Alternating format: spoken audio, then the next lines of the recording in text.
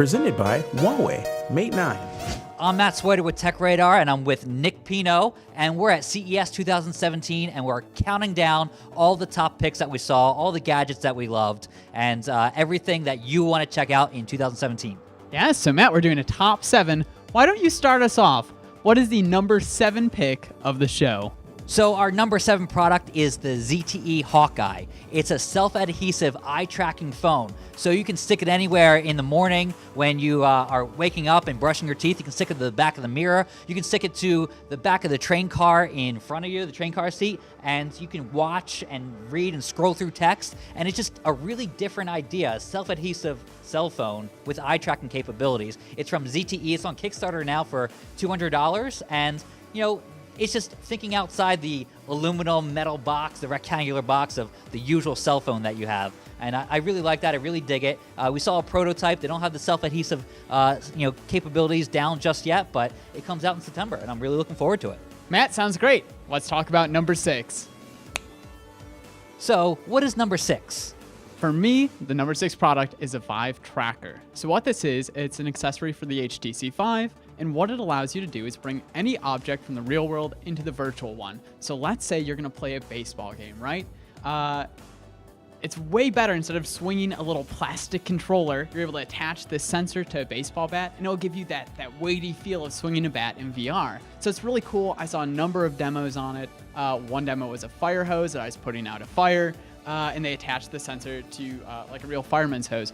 And what an application of this could be is training firefighters, right? So it's got a lot of really cool applications. It makes shooting games more fun when you fix it to a Bluetooth gun. So lots of really cool stuff. I'm really excited about that one. That's awesome. Let's go on down to number 5. So Matt, our number 5 pick of the show is... So it's a Sony mobile projector, and although it's a prototype, it looks really cool and looks like the wave of the future.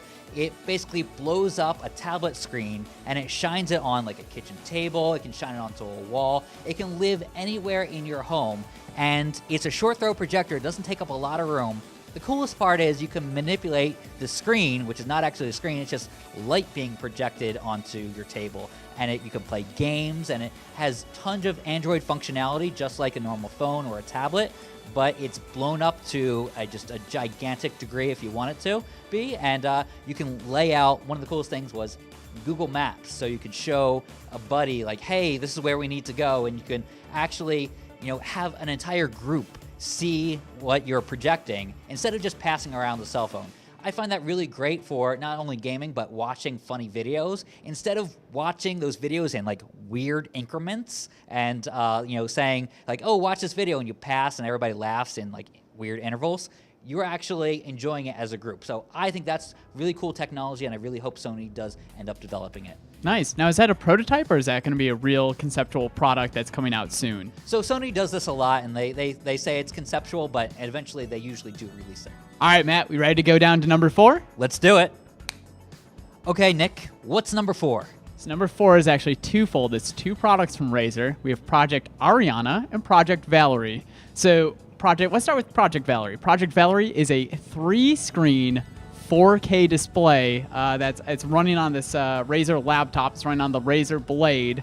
It's this very strange setup that they've cooked up. 3 4K screens, all powered by the Blade. It's a little nutty. They didn't give us like exact details on timing or anything, or how much it would cost, because you can imagine 3 4K screens on a laptop is pretty pricey. So we don't know specifics on launch, but I'm pretty excited about that one. The other product is called Project Ariana, and it's a projector that will actually like expand your screen. So say you're playing a game like Witcher 3, you only have so much content on your screen at once. What this projector does is shoots out onto the wall and gives you like extra peripheral vision into the game. It's really neat. Currently 1 developer supports it, but they said there's going to be more joining down the road. That's really cool. So Project Valerie is basically multitasking on a laptop through more than 1 screen. Right. 3 screens. 3 screens. So it's like your gaming desktop on the go. That's really awesome. I think number 3 is next. Let's do it.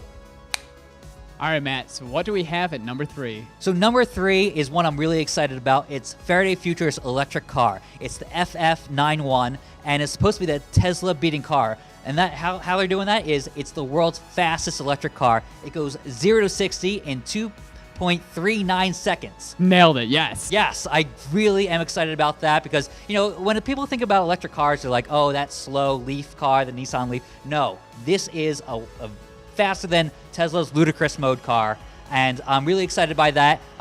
It is expensive. How expensive is it? So we don't know the actual price, but we know it's expensive. You know how? How's that?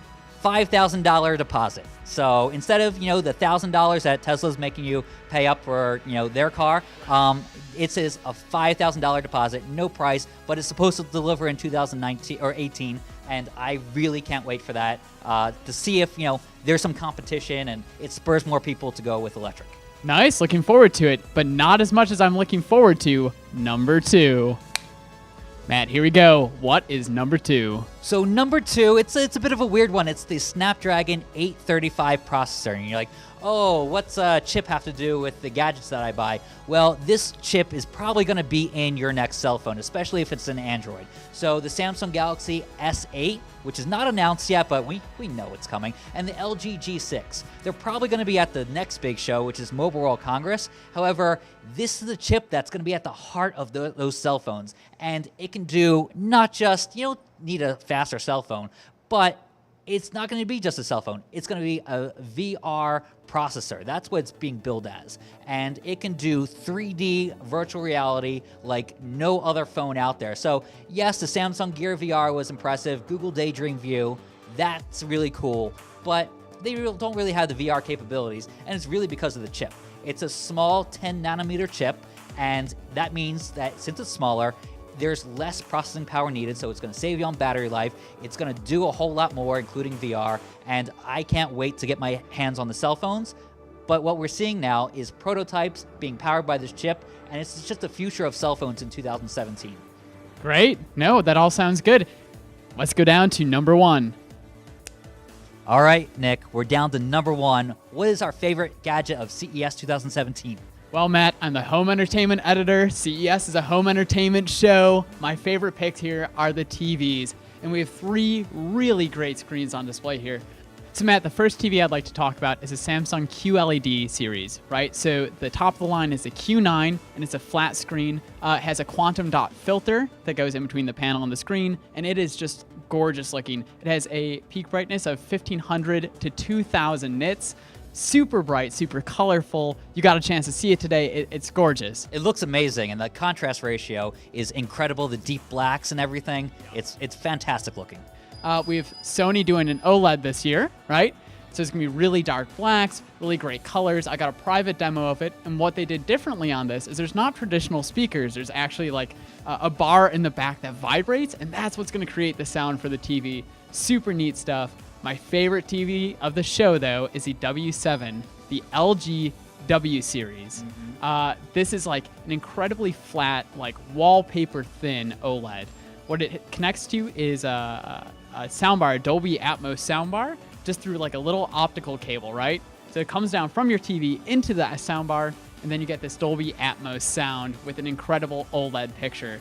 It's amazing. We don't know pricing on it yet. It's going to be expensive, but it's going to look amazing in your home. So that's my favorite pick of the show. That is incredible. I got to look at it, and it's probably going to be the top holiday gift like upcoming this year at the end of 2017, because this is going to be expensive, but something every gadget lover wants to check out. And you can check out all of your favorite gadgets from CES 2017 right on techradar.com. And we have tons of videos from the show. So subscribe to our channel and check out more videos.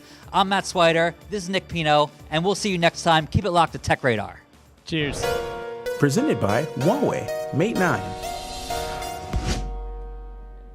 Oh, I finally get the snap thing. I didn't know what the whole snap thing was. I Dream of Genie type. It's like you're snapping, and then we're down one level. Yeah. Oh, I didn't get what I'm like, why the is Matt snapping? Why are we doing this?